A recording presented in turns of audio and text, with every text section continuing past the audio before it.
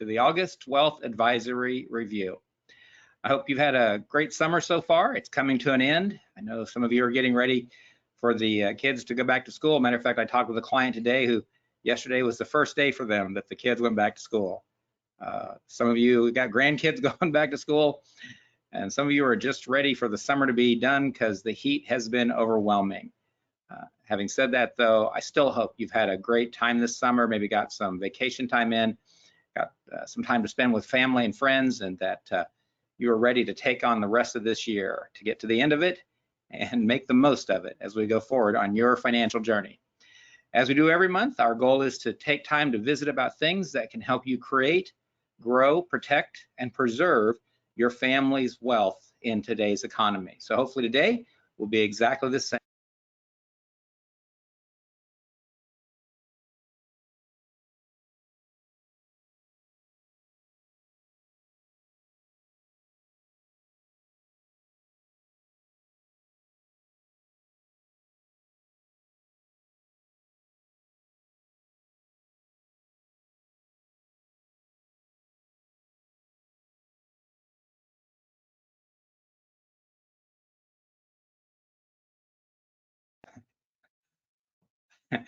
Good evening and welcome to your financial journey. I just said some really amazing things and you couldn't hear any of it because I was muted.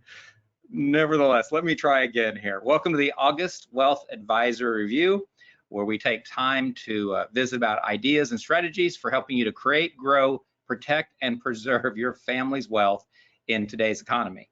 As we look at August, hopefully you've had a great summer and you've been able to do a few things you wanted to with family and friends. Additionally, we hope that as the kids go back to school, everything is going well there and you're ready to begin looking at the end of the year here and making the most of this year as we go forward. I think I have a question where somebody's like, we can't hear you, which is probably accurate. You couldn't. Let me just make sure that's correct. Yep, we're good now. All right. Thank you, though, for letting me know that. All right, so as we move forward to today, let's take a look at this month's Wealth Advisory Review. As always, I'm going to remind you that you need to make good decisions in what you do. We try very hard, as do the rest of the financial professionals you work with, to help you make great decisions, to give you good information so you can be informed as you go forward, whether it's in investment strategies, planning, risk management issues, tax, legal, etc. As always, everything that we show you is designed to cover a broad range of situations. So please make sure that anything that you consider doing as a result of any of our advisory reviews matches your situation and makes sense between you, your family, and the other advisors you work with.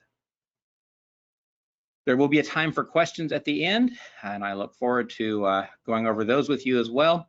Today, we're looking at some of the items that we consider as we go forward to the end of the year. So if you have questions, write those down. You can either raise your hand or chat me at the end, and I'll be happy to take time to go through those.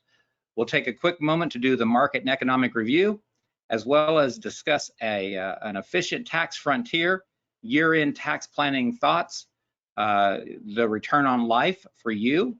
I'll share some of my final thoughts after I've gone through all that material with you, and then remind you of how the website works to help you accomplish your goals for managing wealth wisely. We'll take time to answer questions, and then I'll update you on what's coming forward into the next advisory review. As always, we'll take a moment to look at the economy, and again, as I've been doing throughout the last few years, using the Air Force One as a sort of a way to think about the U.S. economy and the four key engines to it. You can see there that GDP growth is still a positive at this point. May not be a huge positive, but it's a nice positive. And so that really helps us to see the economy and that engine working well. The second engine, business profitability, we see a lot of companies that are making money and we see some that aren't. So I would say it's a plus minus, but there's probably a few more pluses and minuses on this at this time. The unemployment rate, still low. Seems like that there's plenty of job opportunities for those who want to work. We do seem to be a little underemployed, to be honest with you, but when it comes to finding work, it is possible because there are jobs out there that are to be had. And then finally, the interest rates is kind of a mixed bag. Interest rates are higher for those who are borrowing money to make business investment or to buy new homes or maybe even purchase cars. Those rates are higher than they were a few years back, and that's not as fun. But for those who are investing in CDs and savings accounts, money market accounts, those higher rates are really a nice dividend, a nice blessing. And so we'll classify that as a plus minus as well. Overall, that means that all the engines are running, and two of them aren't running quite as efficiently as we'd like. I'd like to see interest rates come down, which seems to be the forecast going into next year. And we'd like to see business profitability up. That would be impacted also by interest rates coming down, as well as some other aspects of it. Having said that, the economy, it seems to be doing relatively well. I understand that there's some dark clouds out there that are scary, but at the same time, looking at where we are today, it really doesn't seem like it's a bad situation. And the markets are kind of reading it that way. This is the last 6 months on the S&P 500, which represents 500 of the largest companies in America, divided by the 11 industries. Lately, the market did take a bit of a tumble. If we look over here at the end, probably has something to do with the credit downgrade that Fitch identified a week or two ago. That probably has more to do with it. But I think that as we have been talking throughout this year and the end of last year, there has been an expectation of a recession. That recession did not materialize in the first quarter or the second, which is what was really expected. Hadn't happened. There is discussion that there could be a recession in the third or fourth quarters of this year, but again, nothing has really materialized on that. It could be due to the fact that there is a huge amount of money still out there looking for places to go, whether that's investment into cash accounts, whether it's investment into real estate or the equities market or business development, whatever it is, that cash is moving around, and it is helping to create jobs. It's helping to create a moving economy. So there's those various pieces. The market is seeing this as still a net positive. That may change. As always, there is no guarantees in the economy and the markets. But with this in mind, I think that at this point, we're still cautiously optimistic. And so I really am not talking about making any changes right now, although we have been making some adjustments in portfolios to take advantage of gains. Depending upon our clients' risk tolerance, we've seen so far year to date ranges of 5 to mid-teen returns on portfolios. Obviously, the more aggressive investors saw the higher returns because the market's been up. The less aggressive investors have seen lower returns, but per their risk tolerance, that made the most sense for both groups of people and everybody in between. So with that in mind, we're not making many adjustments on that at this point, but we are watching cautiously. And if data comes through that makes us think that, or makes me think, or our team think that we need to pull back and become more conservative, we will be doing that. As always, that's our goal, to help try to create and grow wealth, but also to protect and preserve it. With that in mind, let's take a look at one aspect, especially as we go towards the end of this year, that can really damage family wealth, and that is taxes. The more taxes you pay, the less you have to apply towards your family's goals, short, mid, and long range goals that you have.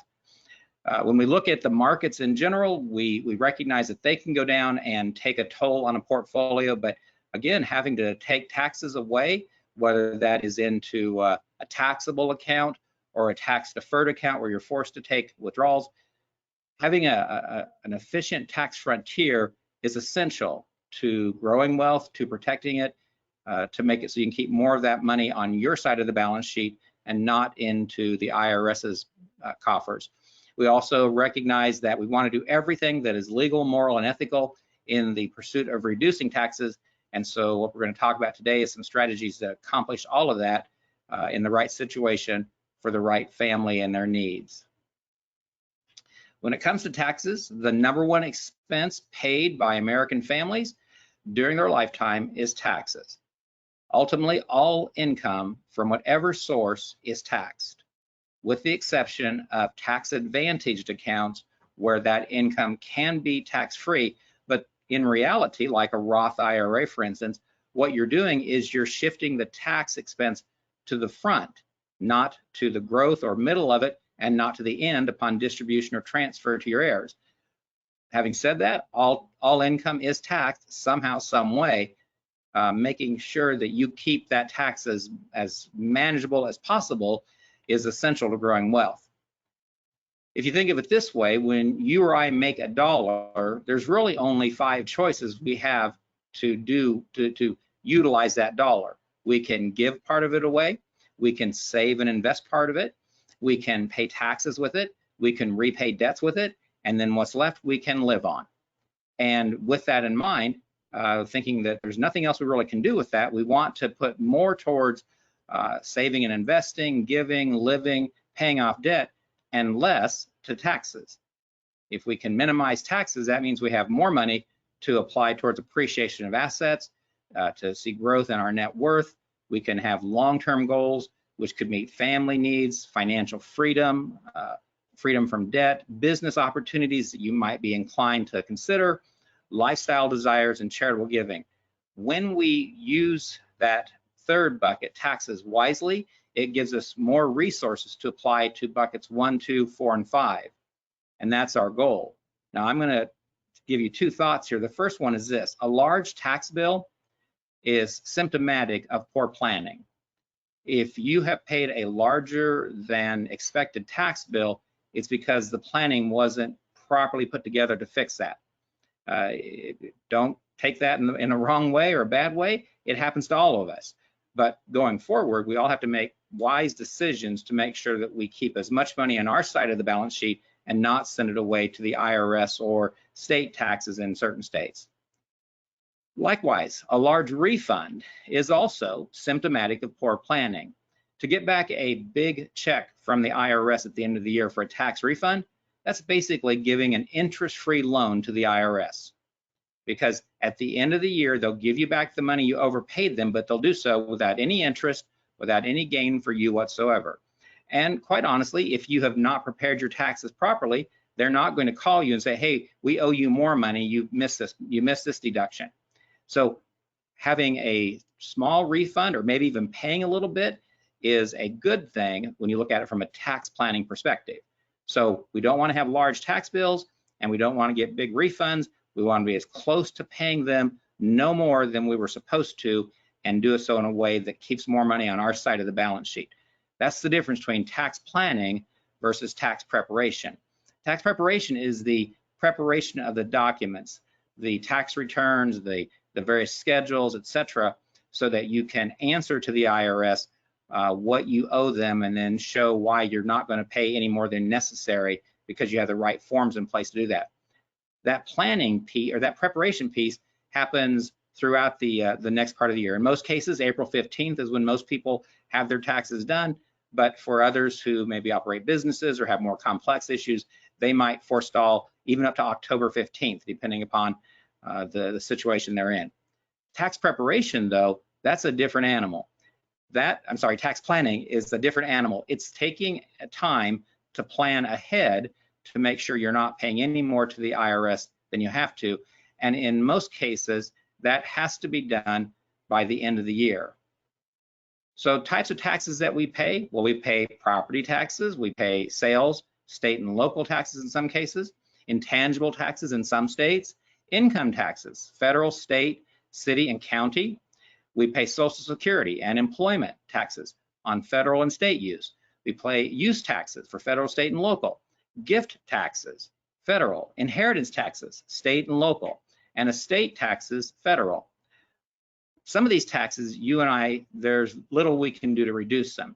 But with proper planning, we can reduce income taxes, we can reduce taxes on Social Security, we can reduce taxes on gift, inheritance, and estate as well.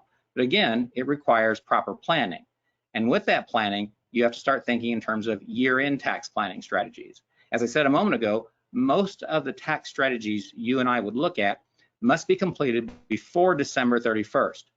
So here we are, it's August, and I'm talking with you about this sort of thought process now, because September and October is when we're going to try to get with all of our planning clients and anybody else who would like help on this to consider whatever options are available for them to minimize their taxes. So when we look at year-end deductions, medical expenses, mortgage interest, student loan interest, losses on investments or property, business, etc., contributions to qualified plans like 401ks and 403bs, HSA, health savings account contributions, state and local taxes for those of you who are in states where there are state income taxes, education expenses, home office deductions, self-employment expenses, and business expenses. Those are all items that you have to plan for ahead of time. And if you take some time to carefully consider what your options might be, maybe you adjust some of those purchases you might make this year if you have a higher than normal income, or maybe if you're expecting next year to be higher than normal, you forestall some of those expenses to your 2024 taxes. But having a plan for this is essential for you to minimize the amount of taxes you're going to pay on your income this year, next year, and quite honestly, every year.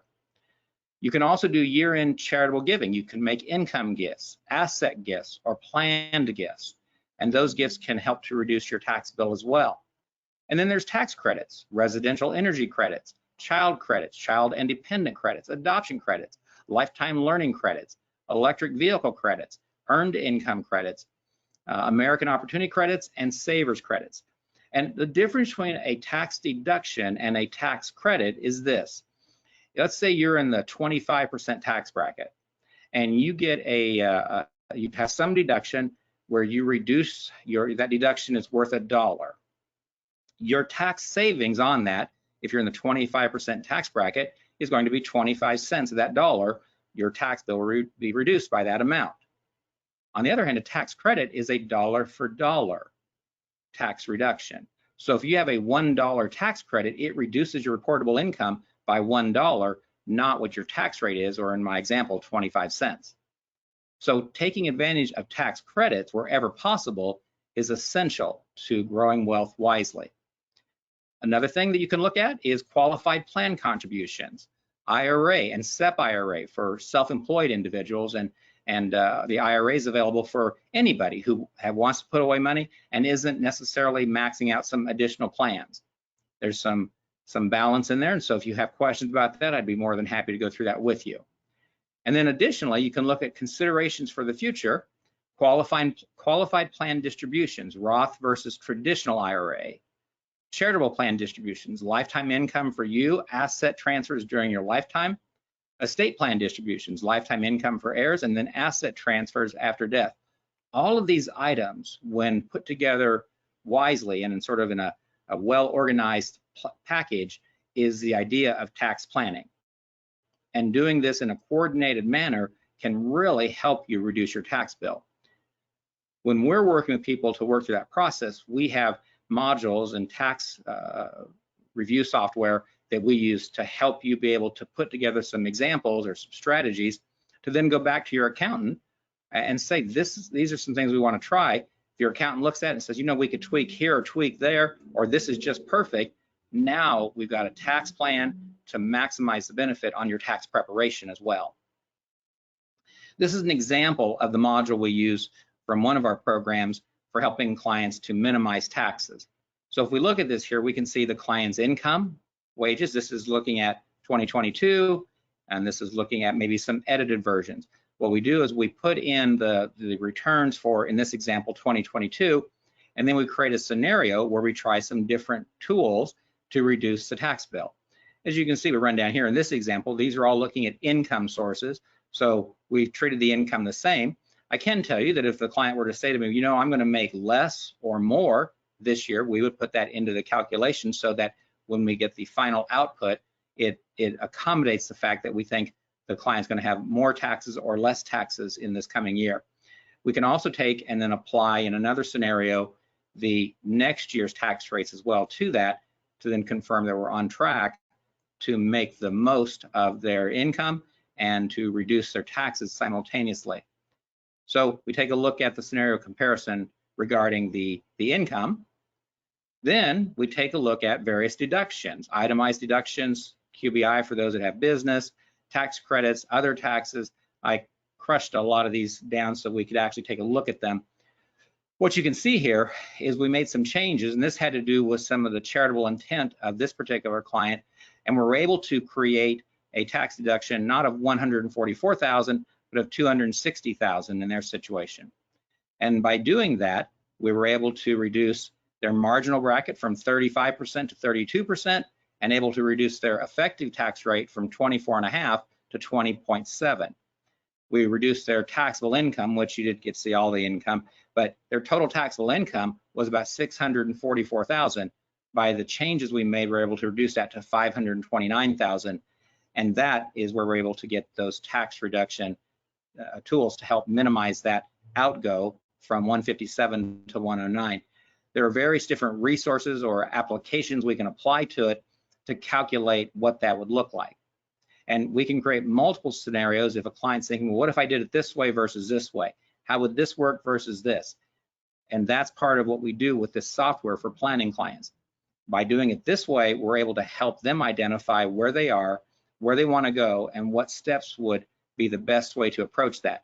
Then they can take this report, go to their CPA before the end of the year, and review everything with them to make sure that the tax professional agrees that this makes sense. And then once we have that all done, we're well on our way to minimizing taxes. That's one of the reasons we use this software this way.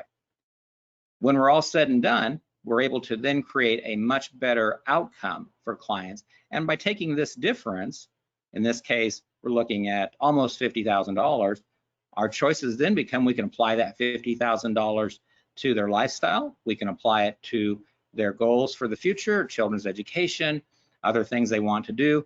They could also take a look at how they might use it to accomplish some of the goals they have, both for a long-term like retirement, or maybe doing some return on life items, some bucket list items that they really feel they want to accomplish. This strategy helps us look at each individual year and then help us to give their accountants things to work with to make sure that we can minimize taxes currently. But really, that's not the end of it. See, tax preparation and tax planning on the current year is just one part of the battle. The reality is we look at taxes over the long haul, we have a much bigger item to consider. So for instance, taking a look at a client's total tax situation. This is a client who we're looking at today, and we're taking this out into the future. We can see that with their working income coming in, they have some pretty big tax bills they have to pay. This client has some nice income, and therefore they have some significant taxes. But once they retire and they start living off of assets, we have this period of time in here where from say 2038 to 2054, we don't have as much tax liability based upon their income sources. This right here creates a tax planning opportunity. Now, why do I say that? Well, because you can see here where the tax bill starts to really puff back up again. That's because of required minimum distributions. And you can see, if you run across over here on the axis, you can see that their tax bill starts getting very large. And so by using this period of time in here, we can actually help to make this hump down here lower, reducing the taxes. Now, in this example, and the way the planning works is the calculators run out to age 100. You might say, I'll never live that long. That may be true. But if you were, and you were in this person's situation, the cumulative taxes this person will pay over their lifetime, assuming everything works out according to the planning model that has been identified by the client, would be a little over $9 million in taxes. That's a huge amount. That's just off the charts big. So if we could do anything to reduce that by 10, 20, 30% or more, that would be good planning. That would be smart planning. Taking a look at during this opportunity right here to figure out how we might be able to reduce the taxes. True, we have to try to do everything we can each year to minimize taxes. But thinking about the future as well, we've got some opportunity in here. Now, what would that opportunity look like? So what you're looking at here is the same bar graph, but now we've overlaid the different tax brackets. And so you can see that the green is the 32 to 33% tax bracket, and the blue is the 24 to 28% bracket, and then the orange right here is the 22 to 25% area. What we could do is in this case, and because I said to you it's RMDs, it gives us a clue that there's some things here with qualified plans that are tax postponed. You call those tax deferred normally, but I think of them as tax postponed. We're postponing the tax to some later date, and simultaneously, we're postponing the tax calculation to some later date as well, meaning that we're hoping the tax rates are the same or better. I don't think that's realistic, to be honest with you. I think tax rates are going to go higher. And we've had that conversation in previous advisory reviews. I can go back to that. If you want to have that conversation sometime when you're in the office, I'll be happy to do that with you. But I think that with the national debt going like it is, when we look at the history of taxes back to 1913, when federal income taxes were first instituted, I think it's realistic to say that our tax rates will absolutely have to go higher to offset some of the items that we're facing going into the near future here and the long term as well. So having said that, a tax deferred account is deferring the taxes as well as the tax calculation. So from my viewpoint, we want to try to take advantage of these various tax brackets. So for instance, we could start looking at Roth conversion. And you'll notice here the tax rates are very low here, the tax bills are low. If we were to do some conversion in this space right here, that space would keep us below the 22 to 25% tax rate, but would also make it so we could use this sort of open spot here to reduce our tax bill for the future. We could say, well, you know, we've got so much we have to deal with, we might go up here to the 24 to 28% level. And this is making an assumption that there's nothing else we can do to reduce taxes if we were to do a Roth conversion. But I would tell you, I think there are things we can do. There are definitely some things we can do. I just showed you a moment ago how some certain types of specially designed charitable trusts can actually make it so our clients can get income during their lifetime, as well as reduce their tax bill in the current year. Again, though, if we take this piece of time right in here and we consider the tax brackets and we look a little further into the future, not just this year, but down the road, we can absolutely put some things in place to offset this $9 million in taxes. And again, this is spread out over a lifetime. But nonetheless, the more of that 9 million this client can use to put into their financial situation, to put into their family's goals and desires, the better off they're going to be. And I'd like to tell you that's the end of it. The 9 million in income taxes would be the end of this whole story. And if we can lower that, that's fantastic. But there's another piece to it which isn't so obvious to people, and that is the estate taxes. You see, running this out here to this person's age 87, what we find is that Harry and Mary, and I've showed you this before, but it's worth repeating, not only were Harry and Mary looking at $9 million of income taxes if they live to age 100, but they also would be looking at estate taxes as well. And not estate taxes in the sense of estate, they don't have a large enough estate to create an estate tax for them, but they do have the IRD tax, which is income with respect to decedent, which is what's applied to tax deferred or tax postponed items, IRAs, 401ks, things of that nature. So you can see that even if they were going to pay that 9 million, the IRS wasn't satisfied. They still wanted another 3,400,000. So again, looking at Roth conversion, we could have a significant impact on the 9 million, as well as have an even larger impact on the IRD tax for their qualified plans. Now, if you don't have a lot of qualified plans, this might not be as big an issue for you, but you might not be thinking about it in the same way that you should. I was visiting with a client just recently, and the size of their qualified plans, IRAs, 401ks, and so on, is significant. But when I showed them taking just nominal rates of return and extrapolating that out into the future, they were surprised to see how much that grows to, and then the impact on that with required minimum distributions and with taxes, IRD, on their transfer to wealth or transfer of wealth to their heirs.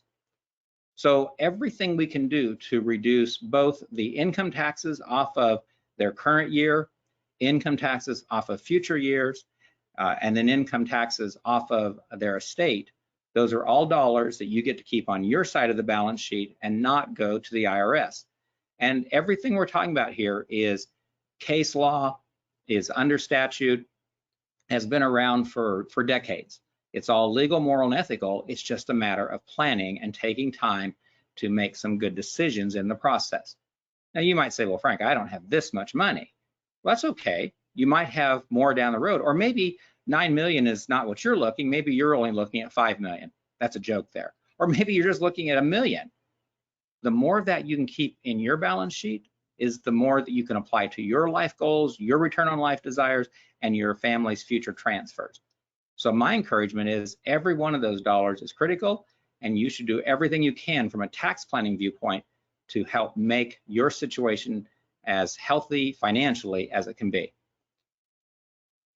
That's what I mean when I talk about fiduciary wealth management. When we're looking at fiduciary wealth advisory, it's taking a look at not only how we handle portfolio management and how we handle risk management solutions, but also your financial plan, which is looking at TFE, taxes, fees, and expenses, trying to find every opportunity we can to create and grow wealth, protect and preserve it for you, your family, and future generations to accomplish what you feel called to do. When you're looking at a fiduciary wealth advisory review, what you're thinking about is a more dynamic financial planning strategy to identify opportunities, as well as strengths and weaknesses and threats that could keep you from achieving your goals. So this, looking at taxes, for instance, one of the TFE, the tax part, is essential to helping you keep wealth that you've worked hard to build. And so that's one of the reasons we do this through this planning strategy. It does take some time and energy, but I assure you, if you can save thousands of dollars, tens of thousands, and maybe when you look at your lifetime, hundreds of thousands, it would be critical for you to consider the best planning strategies. That's why we use the scenarios with the planning software, with the tax software, so you can see the outcomes, the potential outcomes and strategies that could help you and what those would look like if we look short-term, long-term in that process. So let's take a moment, because the fact is return on life. I know at some level it's supposed to be only about financial. I get that, but the truth is I've been telling you for several years now, that return on life takes your desires and feelings and adds those to the facts and figures of what you're trying to accomplish. And just had a great conversation with some clients where we started to look at how this works for them. And in the sense of identifying maybe they could retire sooner rather than later. And that's our goal. The goal from my viewpoint as a wealth manager, a wealth advisor, is not to say, hey, let's just build lots and lots of wealth. Sure, that's fine, we could do it. But my goal is to make sure that our clients, that you are accomplishing what your goals are, that you're the hero of your story, you're able to do what you feel called to do, and we're able to help guide you in the process. So whether that means that we're in the accumulation phase here, where you're building wealth, you get to the top of the mountain, you plant your flag, you say, I'm ready to retire or redirect to some new things in life, then you start back down the mountain. You have a plan here in place as you decumulate. You accumulate it on one side of the mountain, you decumulate on the other side, having plans in place that you can offset the stressors of sequence of return risk or end of life issues, and to make sure that your wealth lasts as long as you do. With a remaining amount, whatever that is that makes sense to you for your family, to transfer to them. And again, taking what I've been talking about here during this conversation, minimizing what you pay in taxes can totally change the amount that you get to use during your lifetime and you get to transfer to your heirs. You and I and everybody that you know goes through these three phases: the accumulation phase, the decumulation phase, and the transfer phase. And a good plan helps to determine the best direction for the destination you seek. So when we look at your desired return on life, we recognize from several other conversations we've had that no matter whether we're talking a day trip or a shopping trip or an event, or we're talking a lifelong journey, everybody needs to have a destination, a date and time, what they're looking at, a plan for how they're going to accomplish that. They have to have resources and supplies, tools and equipment, and for more complex issues or things that are outside of their area of expertise, mentors and advisors to help make the most of what they're doing to get them from where they are to where they want to be. Our goal is to help clients to define the date and time and destinations for the goals they have, whether that's a bucket list or dealing with transitions they're facing. We assist them in establishing a plan to achieve their goals, not just invest money, not just buy insurance or set up various types of accounts that will help to protect or grow money. But additionally, to say, how do we protect against things like taxes and fees and expenses? How do we help you manage money with the resources and tools that we have to make the most of what you're doing?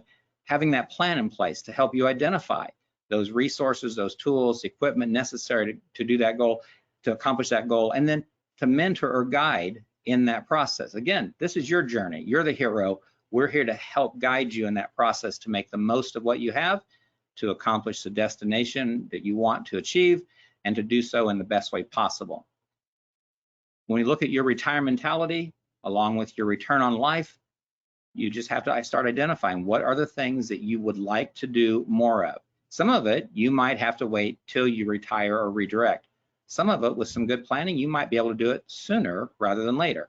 And having a plan that can help you think through that process is part of what we do when we're looking at fiduciary wealth advisory as a process to help our clients make the most of what they have.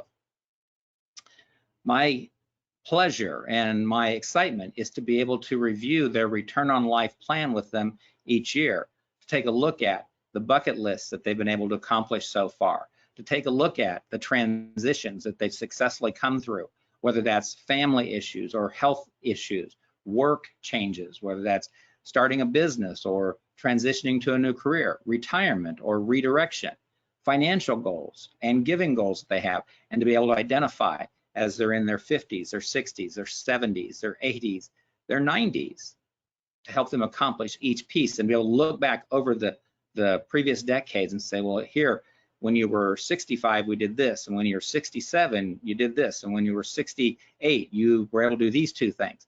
That's what this is about. Yes, you need to grow money, you got to have return on investment, but return on life is what we're trying to do as we help clients maximize what they have to create, grow, protect, and preserve the wealth for them and their families.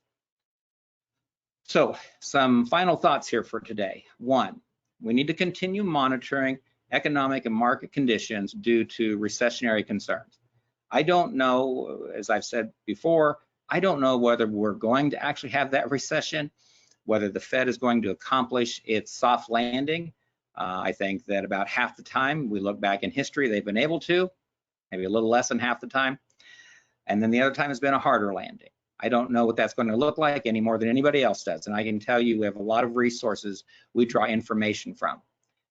Nobody knows. Many of them expected we were going to have our recession by now. It hasn't happened yet.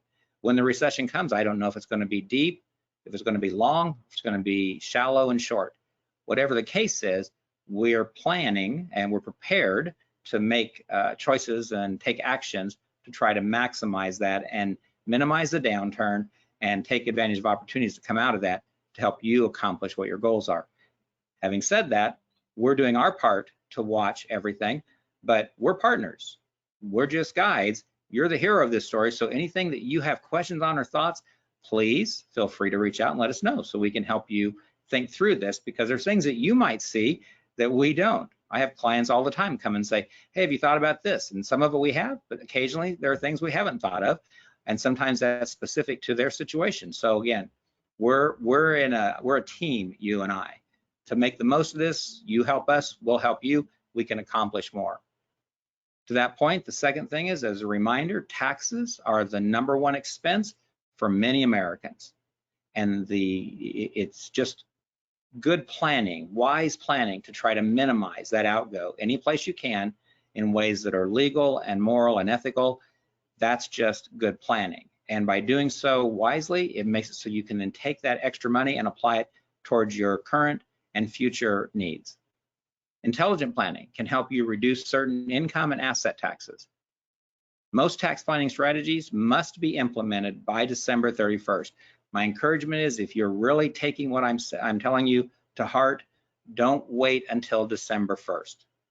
It's harder and harder as we get closer and closer to the end of the year. Some strategies require multiple people to help get things done. Some strategies are more complex, some strategies aren't. But my encouragement is we start talking with the clients in September to really start doing serious tax planning. If we don't have a copy of your 2022 tax return, please get a copy of it to us. Let's schedule a meeting. We'll run it through the applications, take a look at whatever opportunities we can to help identify what those tax breaks would look like. I did one of those tax plans for a newer client just recently, and one of the things that it does, I didn't show it on here, but it identified about 14 different things they could do to reduce their tax bill. We'll do the same thing for you. So if we don't have a copy of your tax return, we can't do that, but if you get us a copy, we'll schedule time, review it, and see what we can do to help you make the most of that, or to make the least of it, pay the least of it. Intelligent tax planning can help you create an efficient tax frontier over your lifetime. It's not just about paying the least taxes today. Sometimes it might require you to pay a little more taxes now, but what you'll offset for the future, both during the remainder of your life as well as the transfer to your heirs, could make all the difference for how much wealth is left for you and for your loved ones as you get further into life. Fiduciary wealth advisory requires a dynamic financial planning strategy, and hopefully as I'm talking with you and showing you the things I've been showing you over the last year or so, you're really picking up what I'm putting down, that we're not just simply trying to invest in stocks or bonds or cash or real estate. We're actually trying to help our clients do all of that, but make and keep as much as possible in that process based upon their reward and risk needs, based upon minimizing TFE, taxes, fees, and expenses, based upon having a plan that is looking forward and trying to come through various transitions, trying to achieve a maximized return on life or the bucket list you have. It's all part of that to create a good plan for you in a complex economic environment. And finally, return on life, ROL goals, add your desires and feelings to the facts and figures that contribute to your family's financial future. I know that some of you, it's all about the numbers. It's all about the calculations, which I get it, makes sense, you should be. But I would encourage you to realize that in the end, as each of us are taking our last few breaths of air on this planet, it's not going to be our return on investment that we think about. It's going to be our return on life that we think about. So we have to do both. But return on life helps us do a better job as we work on return on investment in the process.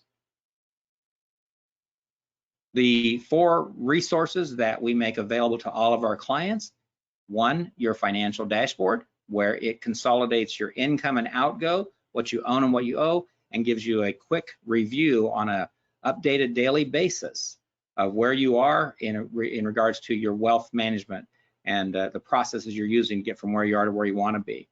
Your portfolio dashboard.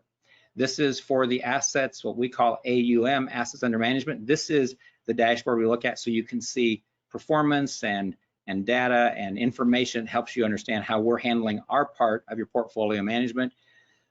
The other part of it, what we call AHA, assets held away, those proceeds are showing up in your financial dashboard so we can help you look through that and make decisions there as well. Riskalyze, which actually it's now called Nitrogen. They changed their name.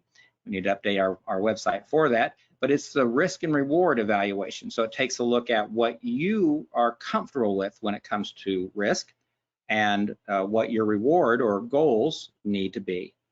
And then helps you compare that to every item in your investment portfolio. So you can see that, for instance, if you were to score a 50, 1 to 99, if you scored a 50 and you had an investment that was scoring at a 79, you might say, oh goodness, that's more risk than I want. Well, we want you to be able to see that so that we can then make adjustments earlier, not later. And then the ROL, return on life. This is where we tie these other 3 apps together to help you achieve your desires and the things that are important to you as it relates to the facts and figures of what your planning looks like. These are all available. You just simply go to our website, click on the login button, it brings you right to the screen, and you can go into any of these websites. If you haven't been to any of these applications before, you might need a password. Please let us know. We'll be happy to get that for you.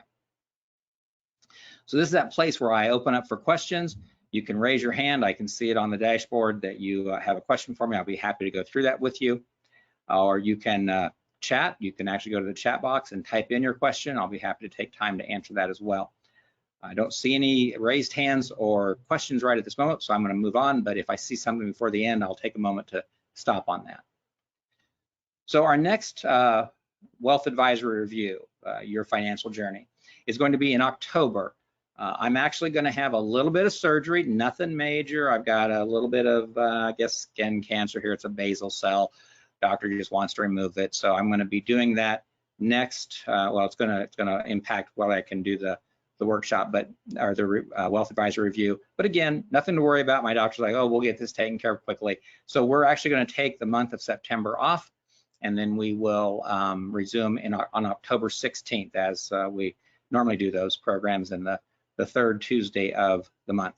Now, having said that, whether I look hideous or not, I'm going to tell you that if we have something urgent that pops up, something critical that I think we need to have a webinar on, I will be happy to do that, and we will reach out to you and say, okay, we're doing a special webinar on this event. Let's say that the world has something earth-shattering that happens. We will definitely talk about it. I'm not going to wait till October 16th.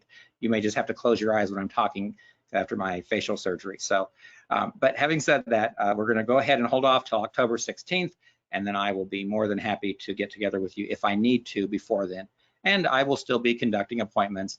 I'm not going to show a group thing. I'll tell you, and so just so we understand why, because I don't know if you know this or not.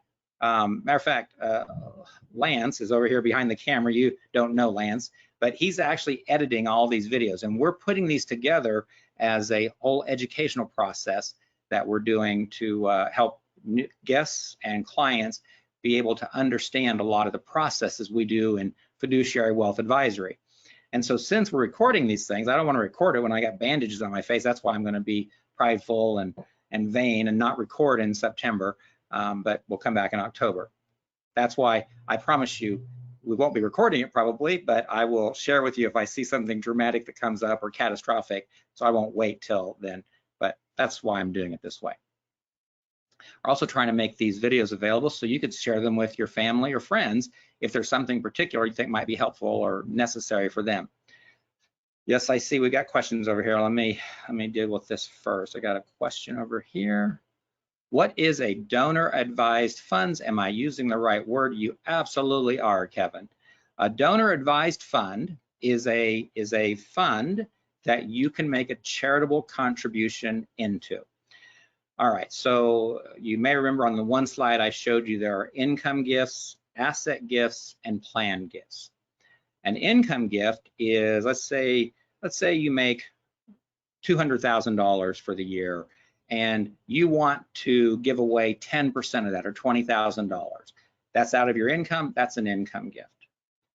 Let's say that some charity or ministry you're working with, they have a big building project, and they're trying to raise, let's say they're trying to raise $250,000, and you have a CD or an investment account, and you say, look, I'm not able to pull from my income, but I'm going to give from that account. It's worth $50,000. If I give it to them, I don't have to pay taxes on the gains. The charity, the 501c3, the ministry, they can have it, they can sell it, they can apply that $50,000 to their building program they're trying to do, or whatever this thing is they're trying to do. That is an asset gift. A planned gift is a little bit kind of both of those, and here's what it is. A donor advised fund is a fund where you can put money into the charitable gift or the charitable account that's been set up, and then so let's say it's December 30th and you want to give away that $20,000, but you're not quite sure if you want to go all of it to your church or maybe half to your church and half to some other charities. So you place it into your charitable account or donor advised fund. You get the tax deduction for this year.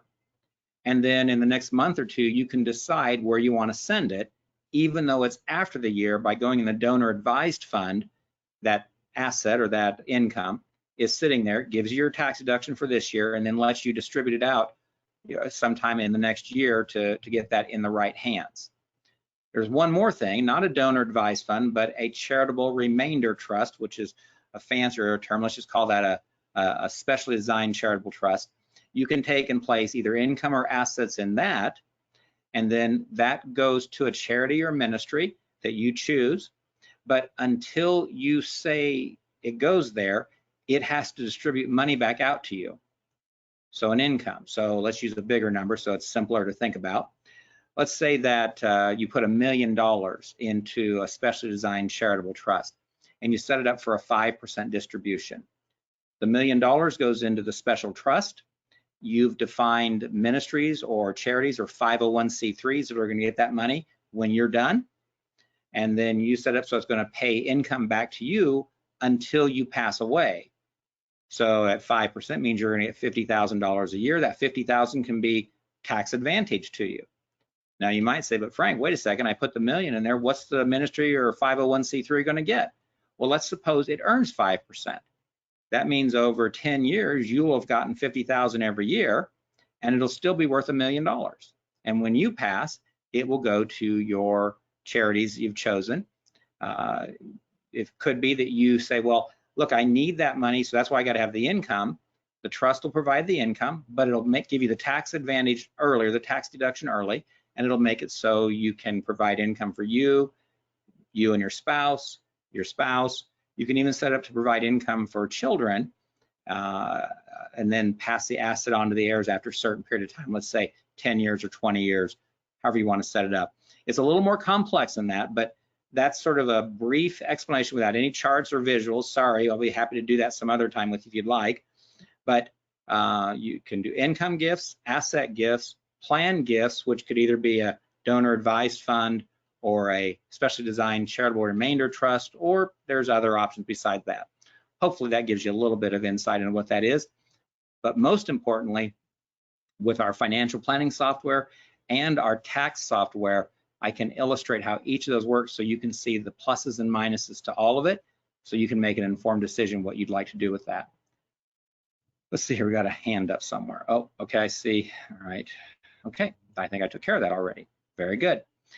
All right, if any more questions, certainly chat me up on that and I'll be happy to answer that for you.